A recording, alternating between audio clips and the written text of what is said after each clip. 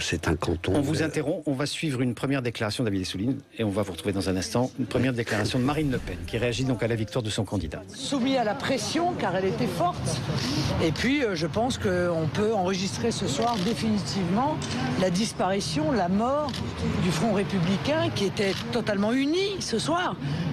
PS, PC, UMP, UDI, Verts, Modem, et bien même coalisés ainsi, ces mouvements ont subi une défaite, et une défaite, il faut bien le dire, assez lourde si j'en crois les derniers résultats.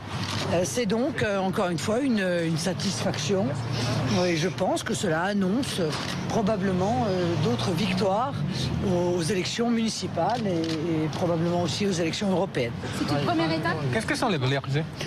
C'est une première étape, oui bien sûr c'est une première étape, mais c'est assez, comment dire, riche en enseignements.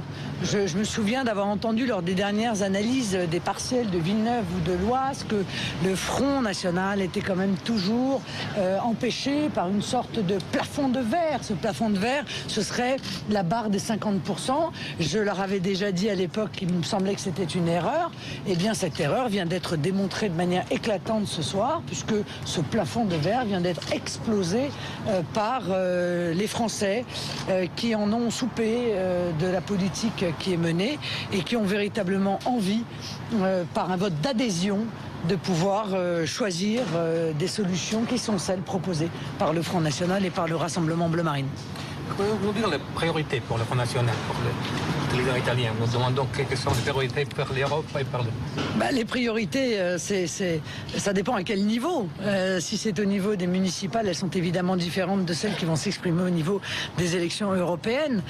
Mais la priorité, c'est d'organiser notre arrivée au pouvoir.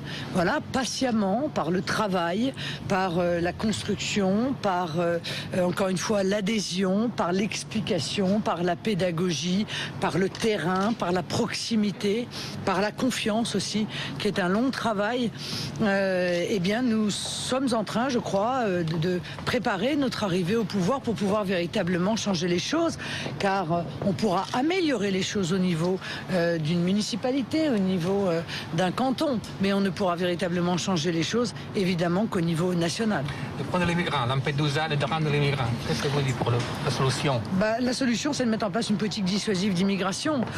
Il faut évidemment éviter les drames qui se sont déroulés, mais il faut mettre en place une force navale pour pouvoir arraisonner ces bateaux, mais pour mettre en sécurité ceux qui sont dessus, mais ne pas les amener sur le territoire européen, car les amener sur le territoire européen, c'est lancer un signal à ces milliers de clandestins qui veulent suivre le même chemin au risque de leur vie.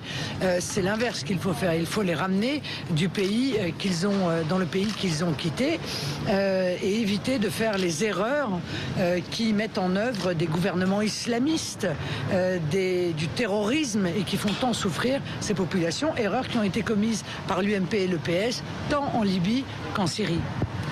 Vous refusez l'étiquette d'extrême droite. Qu'est-ce que c'est la définition qu'il y aurait pour vous? C'est la question qu'il faut poser à ceux qui nous l'appliquent.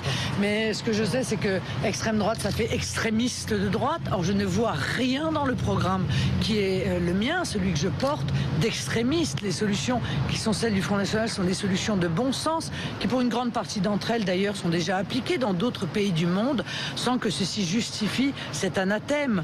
On veut, en réalité, par cette étiquette, qui est une étiquette infamante, par une sorte d'amalgame avec tous les terrorismes ou les extrémismes, on veut criminaliser les idées du Front National parce que ces idées vont à l'encontre de la pensée unique, à l'encontre de la caste et de ses intérêts. Voilà, merci. J'en prie, merci.